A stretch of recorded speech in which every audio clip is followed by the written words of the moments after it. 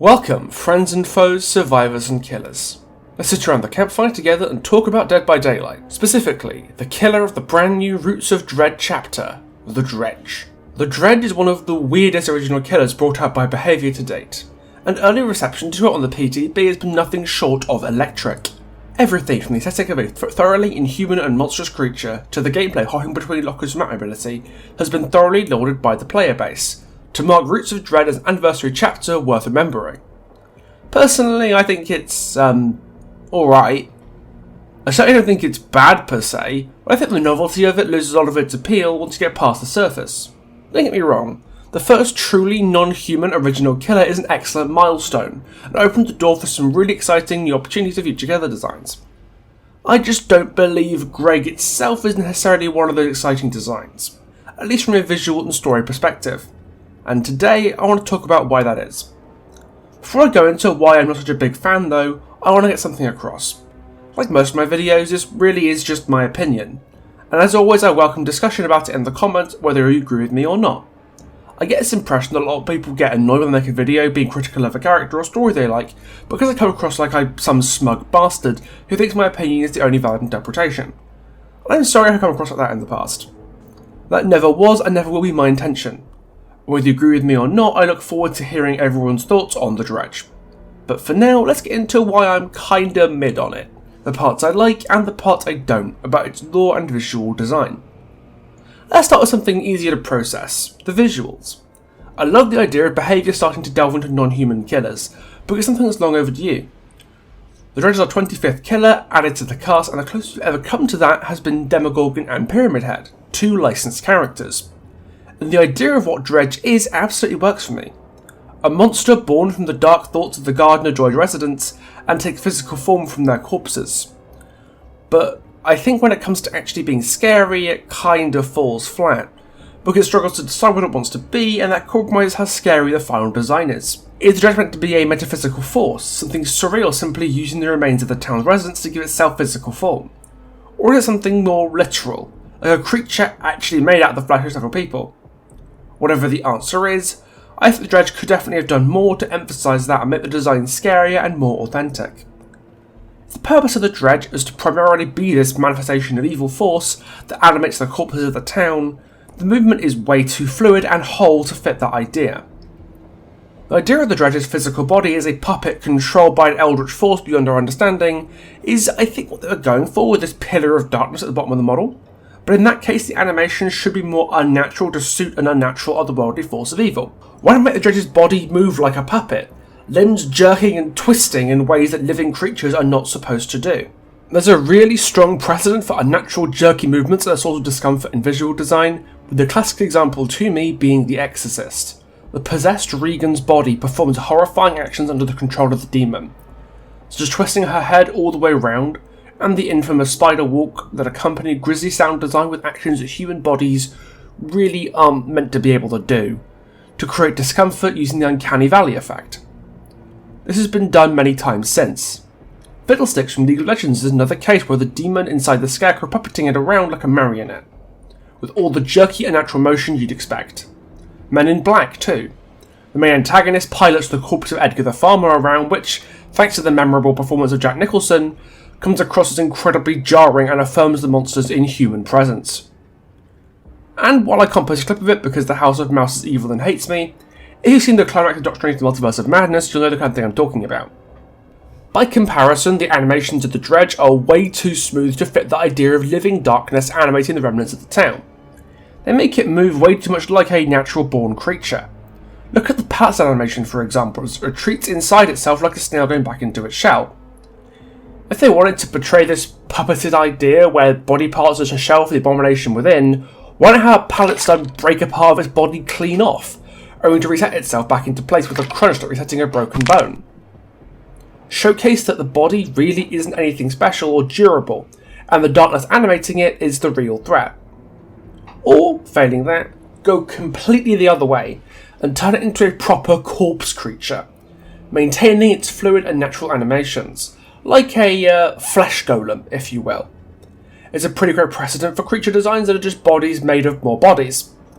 The one reborn in Bloodborne is a great example of that sort of thing, And Magic the Gathering has a fair few creatures that fit that description too, like the Abomination of Llanowar, Hogak and Diagraph Colossus. But there's one thing all of these banging monster designs have that Dredge kinda doesn't, and that's an actual physical structure for the body of bodies to obey. It doesn't need to be a realistic or humanoid structure, but it just has one like a regular creature's body, that obeys the laws of physics to some degree.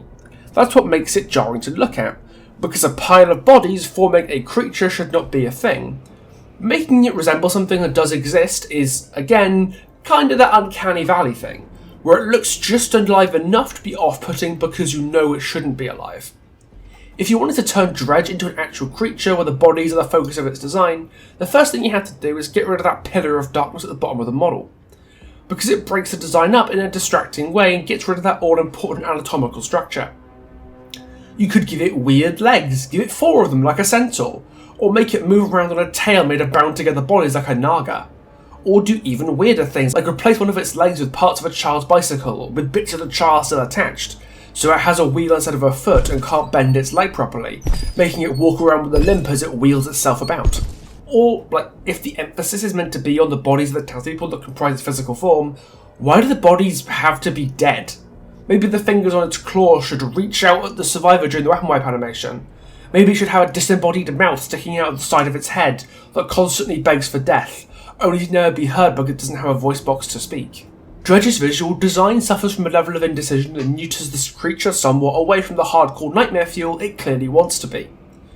If the whole point of the Dredge is not meant to be alive to emphasise the otherworldly eeriness of it, it probably needs to have different animations that evoke that eeriness in a more overtly menacing and inhuman way.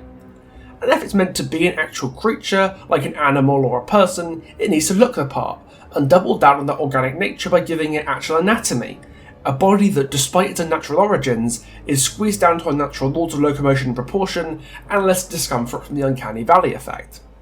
Fundamentally, the idea of the Dredge works very well, but I'd say it needs some refinement to reach its full potential as a truly terrifying new part of the roster. And to be fair, this is new territory for behaviour. They've never had to design a killer like this before, and even getting the overall idea of the creature down is an achievement in and of itself. I'm sure we've all seen failed creepypastas before, and behaviour is mostly done well with their first go at it. That's impressive no matter how you hash it. You might notice I've just spent 7.5 minutes talking about Greg's visual design, which is way more time than I normally spend discussing a new character's visuals. But the Dredge is a very special case, because of the way it's presented in its backstory, or rather how it isn't.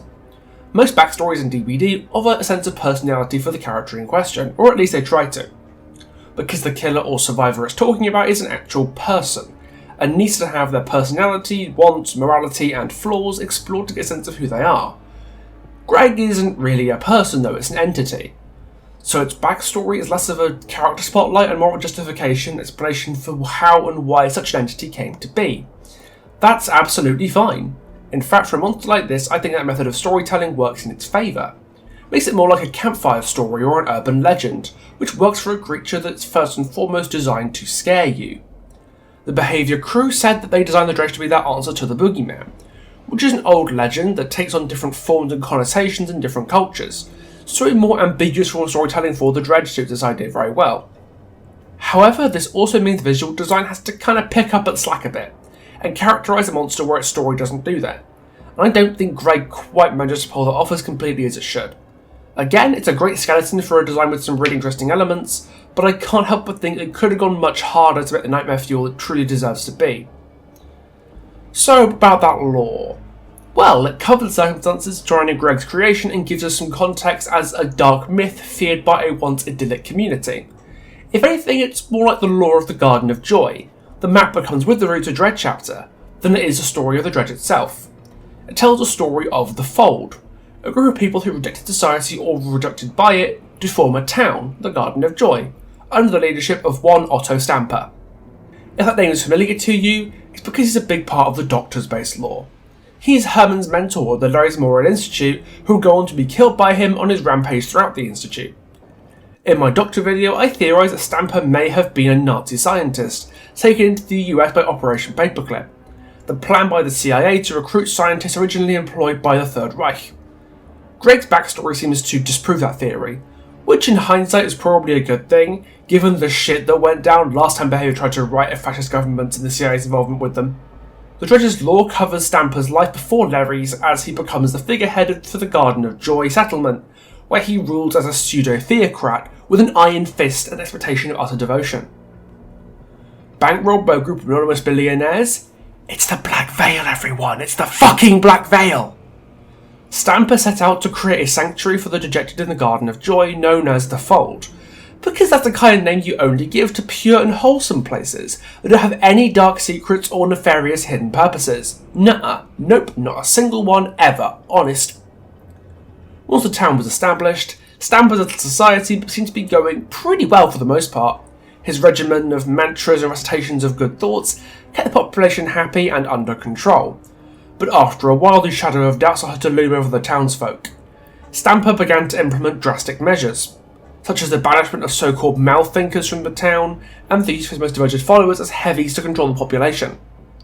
Stamper warned of the Drawny, a monster manifested by the foul thoughts of mouth-thinkers that was preying on citizens of the Fold. When members of the community started to disappear overnight, Stamper's commands became more and more erratic.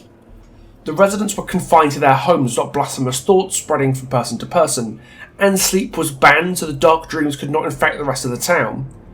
But the rampage of the Drawny didn't stop. Before long, Stamper called his near-catatonic flock to him and presented the source of all their woes. A journalist who arrived on the island who had some harrowing things to say.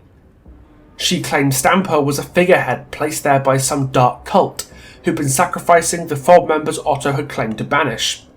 She said he served not the community but an elder god. But before she could continue, Otto cut her throat right there in front of his acolytes. He claimed she was spreading lies and corroborating with male-thinkers within their own ranks. It was up to them, he said, to root the imposters out. And the rest, well, you can guess what happened. The congregation tore each other apart, figuratively and literally, as Stamper watched with anticipation until everyone was dead. And from the corpses was born a creature, a monster from Stamper's imagination which through his rhetoric had infected every mind in his congregation. It rose from the carrion and devoured what was left to constitute its new body. The Drawny, the Dredge, was born. Right away, there's a lot of good things to say about this, especially with regards to Stamper's inclusion into the narrative. They could have put any random demagogue or zealot into the story, but they picked Stamper for a reason. In the Doctor's story, he's involved in counterintelligence and information extraction for the CIA, suggesting that he's a proficient psychologist capable of understanding and manipulating the human mind. This is something that we can see in the Dredge's story, so it gives a bit more context. In addition, Stamper being involved with an organisation that's very obviously the Black Veil ties the Doctor's story into the cult as well, since the CIA recruited Stamper after the events of the Garden of Joy. This made me really want to see a second tome for the Doctor, where his mentor's relationship to the Black Veil becomes a part of his story. Maybe Herman learns about Stamper's true masters, feels angry that he's been manipulated, and curious as to the truth of the cult's teachings, and that fuels his massacre at the Institute. And since we've been getting more and more tones of characters that already had them, this is absolutely a possibility now. More than any story since the Twins-based lore, the Dredge's lore gives us lots of good Black Veil content, even the Drawny, the creature that we would know as the Dredge, being manifested from the town's collective imagination, fits that we already know about the Observer's theories that imagination and consciousness can create realities and material objects. It was brought to life by the town's fear of it, stoked by Stamper until it reached a fever pitch and dragged it through from myth into reality. The story definitely hits all the right notes for a genuinely unique and interesting new entry in Dead by Daylight's collection of stories. But there's one pretty jarring problem with it, one thing that it lacks, that reduces the impact of the story and turns what should be intimately terrifying into something cheesy and very obviously fictitious. That thing it lacks is, what's the word? Oh yeah, subtlety. This story has the subtlety of a polka band at a state funeral. Holy shit. The biggest problem with this story, by far, is how very obviously a fictional story it is. So many elements of it are as on the nose as humanly possible, so the reader cannot possibly misunderstand or misinterpret anything. It makes the story feel inauthentic, like it could never really happen. Which only serves to make it even goofier because it actually did. Well, sort of. Let me tell you a story. In 1974, the American preacher, faith healer, and political activist turned cult leader Jim Jones purchased land in Guyana to build what he considered to be a sanctuary for the dispossessed and destitute, those who'd been failed by capitalist society, to create a utopia free from the damaging effects of the world around them. This place would be called Jonestown, and it was the site of the worst mass murder-suicide in modern history. In the 1960s and early 70s, Jim Jones made a name for himself with the People's Temple, a church he founded under the Disciples of Christ denomination in 1955, which drew people in first from Indianapolis, then Northern California, then LA and San Francisco as Jones went wherever his influence felt most strongly. After continuously moving around the country, Jones started land purchases in Guyana in 1973 to prepare to move his congregation there, to build a socialist utopia away from the sinful United States. Conveniently, this was also when officials were starting to look into allegations of abuse within the People's Temple. Jones's inner circle, the Planning Commission, physically punished members of the church who strayed too much from his will, and Jones himself was known to have raped male and female followers alike. Upon Jones's arrival in Guyana, any promise of Jonestown being the utopia he claimed it would be shattered almost immediately. The work days were long and hard, and any free time the residents had were taken up with forced viewing of propaganda movies and lectures by Jones on the evils of American capitalism. All the while, reports of the brutality with which dissenters were treated and the transformation of Jonestown into a prison camp where nobody was allowed to leave reached the US.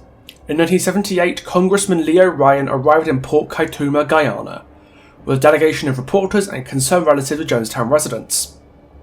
Ryan arrived to a musical presentation and assurances that all was well in Jonestown.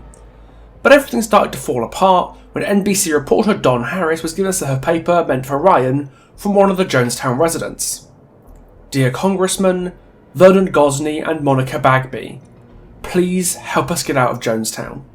While Temple members alerted Jones's inner circle to political unrest, more residents of Jonestown came forward wishing to be taken back to the US by Ryan, request that Jones would go on to grant. But as Ryan's party left for the Port Kaituma airstrip to fly out of Guyana, everything started to go wrong. Larry Layton, a Temple loyalist who demanded travel with the group, pulled a gun on his fellow passengers as their plane was about to depart, injuring Gosney and Bagby before being disarmed. Meanwhile, the second plane in the delegation that was meant to transport Congressman Ryan was attacked by 9 shooters from Jonestown's security team, the Red Brigade, injuring 9 and killing 5. Congressman Ryan was among the dead, shot more than 20 times, and the remains of his delegation were left on the airstrip after their plane was damaged by the shooters. But the worst was yet to come, because back in Jonestown preparations were being made. Jim Jones had grown increasingly paranoid that there would be military reprisals after the Port Kaituma shootings, and thus recorded a cassette tape to be played to his followers that would become known as the Death Tape. We still have that tape on record, and for the interest accuracy in this video, I listened to the full tape. Excerpts from it we played during this video to illustrate what really happened there. There's some very harrowing stuff on this tape, and if you don't want to listen to it, I completely understand. There'll be a timestamp on screen now to skip past it all. But if you choose to stay, thank you. Is that one of those people on that plane is gonna shoot the pilot. I know that. I didn't plan it, but I know it's going to happen. They're going to shoot that pilot, and down comes that plane into the jungle. And we had better not have any of our children left when it's over, because they'll parachute in here on us.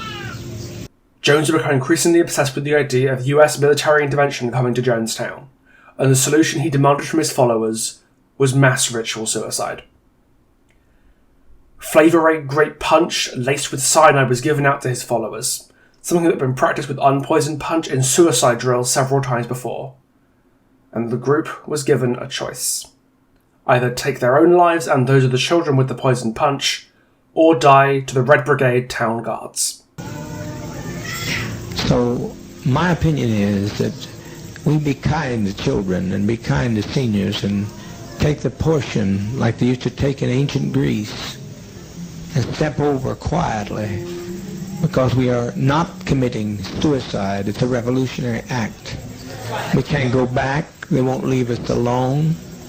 They're now going back to tell more lies, which means more congressmen, and there's no way we can survive. Anybody wish? Anyone that has any dissenting opinion, please speak. Yes. You can have an opportunity, but if our children are left, we are going to have them butchered. 918 people, over 300 of them being children. That was how many people died at Jonestown that day. One of the survivors theorised that the lunch that day, grilled cheese sandwiches, had been laced with sedatives to minimise resistance as parents watched their children die to the poison. At the time, it was the single biggest deliberate loss of American civilian life in history, only overtaken on September 11th, 2001. But in hindsight, the truly harrowing part of the tapes wasn't even Jones's words, as horrifying as many of them were. It's the applause that followed them. Well, everybody dies. Someplace that hope runs out, because everybody dies. I haven't seen anybody yet that didn't die. And I like to choose my own kind of death for a change. I'm tired of being tormented to hell. That's what I'm tired of. Tired of it. 1,200 people's lives in my hands, and I certainly don't want your life in my hand. But I'm going to tell you, Christine, without me, life has no meaning. I'm the best friend you'll ever have. Much like Otto Stamper in the Dredge's story, Jim Jones was a cult leader who created what he claimed was a utopia for his followers, demanded complete and utter devotion from them, and, when the intervention of the outside world threatened his control, exhorted them to wiping themselves out. Both of them rallied the dispossessed and disillusioned to their ranks, only to police every aspect of their lives as they were sculpted into unquestioning acolytes who would kill and die for them. But the problem I have with how Stamper is presented stems from that lack of subtlety I was talking about, and we can see it by comparing Stamper's actions to the real-life actions of Jim Jones. Jones didn't get his cult following that he led to Jonestown from nowhere. He founded the People's Temple in 1955, spent a lot of time as a preacher, opening a soup kitchen in 1960, and was appointed as the director of the Indianapolis Human Rights Commission the same year. He was instrumental in racial equality movements and medical desegregation in the city. He built up a lot of goodwill from politicians and the public alike, so he developed a big congregation willing to follow him to Jonestown, and a lot of people looked the other way when allegations of abuse or indoctrination were levied at him. He had just enough plausible deniability to be able to get away with what he did, especially given his communist ideologies that allowed him to rally his congregation against the United States. Jones disguised the growth of a cult around him as a political and religious movement, but Stamper isn't shown to be given that benefit of the doubt from the general public. The first thing we're shown about Stamper is how a bunch of billionaires paid him to make this island sanctuary. We don't know anything about how he got people to actually take him seriously and join them. If anything, the stuff we're given tells us people should have run a mile, because this town is literally called The Fold. I mean, could you have picked a more culty name? A big part of cult recruitment is word of mouth between an indoctrinated member and the uninitiated, and that's why real-life cults often have approachable names, like Scientology or the Divine Light Mission. Can you imagine trying to recruit somebody to a religious organisation called The Fold? A name this on the nose just serves to insult the intelligence of not just the people mad enough to join, but also the reader, because the story feels need to tell you, this is a fucking cult! Over and over again, while smashing your head into a wall, try and get it into your thick skull, as if you're too ignorant to infer that for yourself. The whole mouth thinker and mouth speaker thing does this as well. It's not done with any real tact because it doesn't actually talk about what mouth speech or mouth thought are, or why we should care about the people who do it. It showcases the tyranny of Stamper in the most reductive and obvious way it can, at the cost of making you actually feel anything. You want to make us feel something? Show us children taken from their parents because they cried in the street, or mourners forced at gunpoint to smile at a funeral. Buzzwords taken out of babies' first totalitarian regime picture book create an image, but they don't tell a story. It's why the whole ban on sleep thing works out so well, because the only time in the story that we get a sense of how deeply fucked up Otto Stamper is in a visceral way that we can understand, without it being hammered into our heads. It's such an unreasonable demand, but because we all sleep, it drives us to think of how horrible our lives would be if it were banned from doing so. It emotionally clicks in a way that most of the rest of Stamper's atrocities just don't. And I'm sorry, but Ottomarians? Are you kidding? It's clear to me that they wanted a collective term for the residents of the island, but they couldn't use the name of the town itself, since calling it citizens' folders just makes them sound like office supplies. The obvious solution here is to not pick the fold as a town name in the first place, but if you absolutely must name them after Stamper, why do you have to go for his first name? 99.9% of the time you hear something named after someone, it's the last name that gets used, and it sounds a hell of a lot better that way. There's a reason Christians aren't called Jesusites, or Disney World isn't called Walt World. It just sounds crap. So much of this story is just so distractingly clumsy that the atmosphere it tries to cultivate is completely undermined. I see the Dredge's backstory as kind of a mirror image to the artists. Like they tried to solve the problems with Carmina's lore by going way too far the other way. In Carmina's story, the central character has absolutely zero agency in her own life, and the political context of her story is tiptoed around to the point you'd be forgiven for forgetting she ever had any. It says the word political once or twice, but never looked into the political landscape at the time or how that affects Carmina, preferring to torture her in an attempt to rain pathos out of her like a damp towel. Greg's lore, on the other hand, gives all the agency to a central character Stamper, without questioning how other characters react to him, or exploring why he has all that power. In addition, the political context of Jonestown and Otto being a cult leader is incredibly unsubtle, when it really should be painted with a slightly gentler brush, to the point that the story becomes unbelievable. And Stamper's evil is focused on so much that we really don't get to see his victims anything other than faceless objects for him to brutalise, meaning we don't feel any pathos for them. If I had to pick one of these two writing extremes, I think I prefer Carmina's to Greg's, simply because the potential both stories have in the future. Carmina's problems are that she lacks agency and political context, two things that a future tome could absolutely add to her without invalidating anything we've already read, to turn her into the complete character she was always supposed to be. The Dredge, on the other hand, suffers from an overabundance of stuff. Too much obvious culty shit, to the point that it damages believability, and too many bad writing decisions that damage the potential emotional impact that a harrowing cult story could have, especially one based on a real-life tragedy. And it's way easier to add stuff that isn't fully realised yet than it is to ease down stuff that's already present. Carmina can be given agency, and the context of 1970s Chile can be explored in more detail, but you can't unfuck calling the town the Fold, or his church the Ottomarians. It's arguably a less objectionable story on its own, but also will struggle to be expanded in a satisfying way in the future. And Carmina by herself was an interesting enough character that that's not even an argument I myself would make. The Dredge is a strange killer to talk about from a story and visual design perspective. What it symbolises for the future of DBD's killer design and storytelling, I don't know. But while it gets a lot of the basics right when it comes to making such a monster appropriately chilling, you can tell in places this is the first time Behavior's ever tried something like this. The best way I could describe it is it's a great first draft that probably needed some editing and modifications to be the best it could be, but potentially due to time constraints or other priorities that editing wasn't done or was rushed through. I hope we see more monstrous killer designs like this, but I hope when we do that we'll see their stories brought to life with more authenticity and a bit more subtlety. The Jonestown allegory definitely works in its favour, but needed to respect the intelligence of the reader and characterise the lives of the residents appropriately to amplify the horror of the situation and achieve the desired effect. But I've done plenty of talking for now. What do you guys think? Tick to the comments or hop in my Discord server, link in the description, to continue the discussion over there.